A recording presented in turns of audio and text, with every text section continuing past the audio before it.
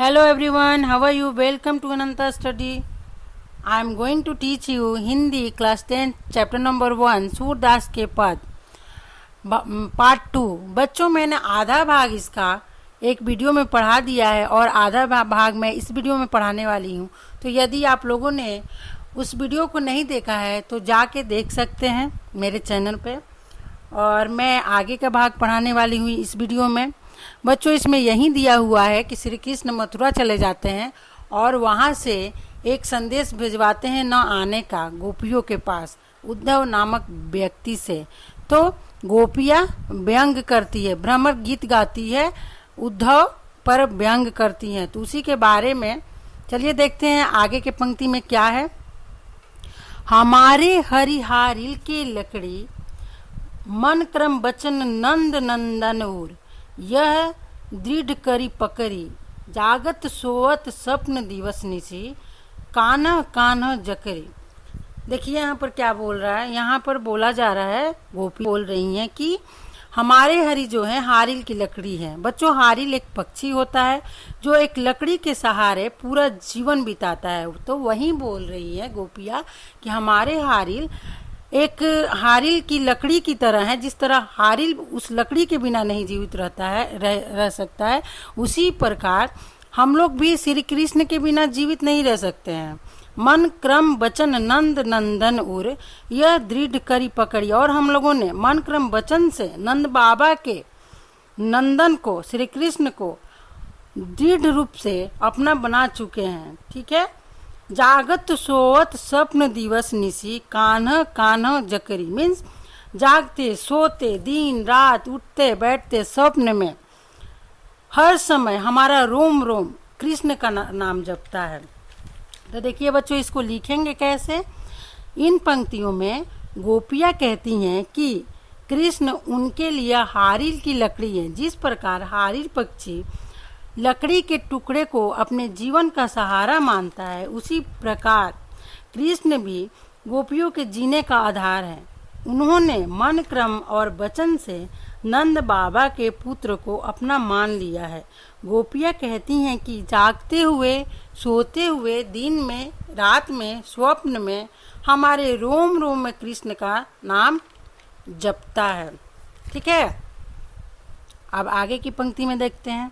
सुनत जोग लागत है ऐसो, जयो करुई ककरी, सूतो ब्यागी हम कौ, लय आए देखी सुनी न करी, यह तो सूरति नहीं लय, सपो जिनके मन चकरी।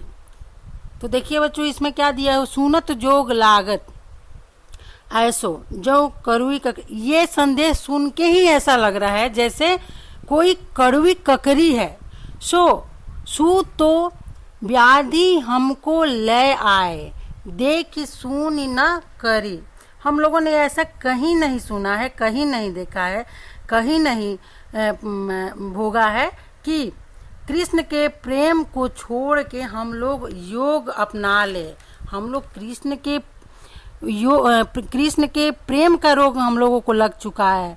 अब ऐसा हम लोगों ने कहीं नहीं सुना है कि अब हम लोग योग अपना ले।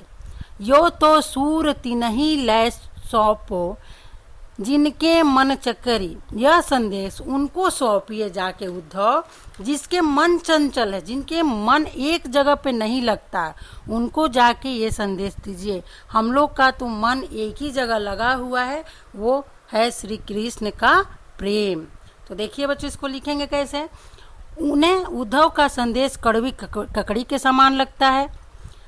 हमें कृष्ण के प्रेम का रोग लग चुका है। अब हम आपके कहने पर योग का रोग नहीं लगा सकते, क्योंकि हमने तो इसके बारे में न कभी सुना है, न देखा है और न कभी इसको भोगा ही है।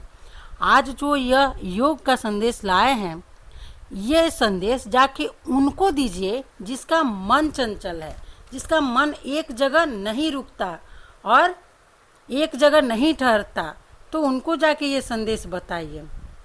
ठीक है बच्चों, यहाँ तक आप लोगों को समझ आ गया होगा। चलिए आगे देखते हैं। हरि है राजनीति पढ़ी आए, समुझी बात कहत मधुकर के, समाचार सब पाए, इक अति चतुर हुते पहले ही, अब गुरु ग्रंथ पढ़ाए। बड़ी बुद्धि जान जो उनकी, योग संदेश पठाए। देखिए बच्चों यहाँ पर क्या बोल रही हैं गोपियाँ कि हरि अब राजनीति पढ़ लिए हैं और राजनीति पढ़ के ये समाचार भेज रहे हैं। मधुकर की हम लोग सारी बातें समझ रहे हैं ये समाचार पढ़ने के बाद। एक तो पहले से ही चतुर थे, अब लग रहा है कि बहुत ज़्यादा ही गुरु ग्रंथ पढ़ चुके हैं और उनकी बढ़ी हुई ये बुद्धि हम लोगों को के लिए योग संदेश भेजा गया है उनकी बढ़ी हुई बुद्धि के द्वारा। तो देखिए इसको लिखेंगे कैसे। गोपियाँ कहती हैं कि श्री कृष्ण ने राजनीति पढ़ ली है।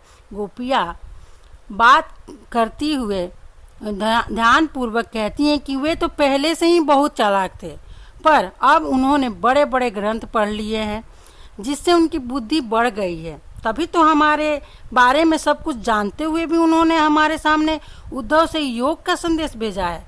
उद्धव जी का इसमें कोई दोष नहीं है। ये भले लोग हैं जो हम लोगों को तंग करने में आनंद का अनुभव करते हैं। देखिए यहाँ भी व्यंग कर रही हैं कि उद्धव जी का कोई दोष नहीं है, लेकिन ये भले आदमी है, लेकिन जब हम लोगों को कृष्ण तंग कर रहे हैं तो ये आनंद ले रहे हैं, इनको मज़ा आ रहा है। नेक्स्ट पंक्ति लास्ट है बच्चों ये।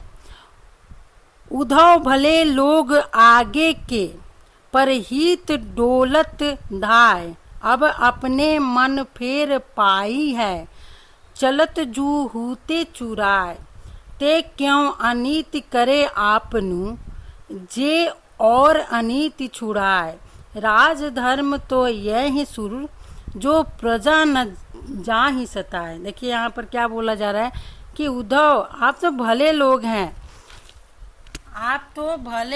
हैं, आप जाके हम लोगों का संदेश पहुंचाइए ये कि श्री कृष्ण तो जाते समय हमारे मन में थे और अभी भी हमारे मन में हैं।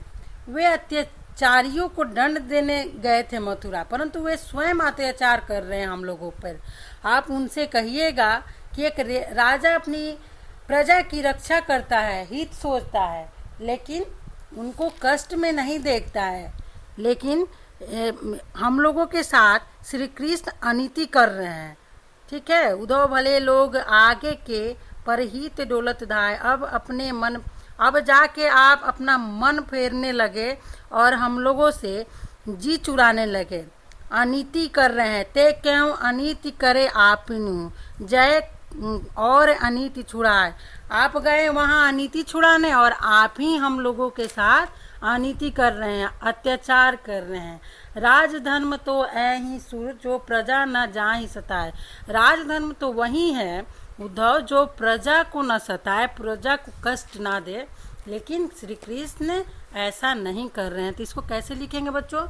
गोपियाँ उद्धव से कहती हैं कि आप जाकर कहिएगा कि यहाँ से मथुरा से जाते वक्त श्री कृष्ण हमारे मन भी अपने साथ ले गए थे, उसे वापस कर दे। वे अत्याचारियों को दंड देने का तय कर मथुरा गए हैं, परंतु वे स्वयं अत्याचार कर रहे हैं। आप उनसे कहिएगा कि एक राजा अपनी प्रजा की रक्षा करता है, हित सोचता है, लेकिन उन्होंने किसी प्रकार का कष्ट नहीं देता है। यही राजधर्म है। लेकिन श्री कृष्ण हम लोगों के साथ अनीति कर रहे हैं। तो बच्चों यहाँ पर ये चैप्टर कंप्लीट होता है और नेक्स्ट वीडियो में इसका क्वेश्चन आंसर मैं कराऊंगी। तो आप बने रहिए वीडियो के साथ। तब तक के लिए बाय बाय।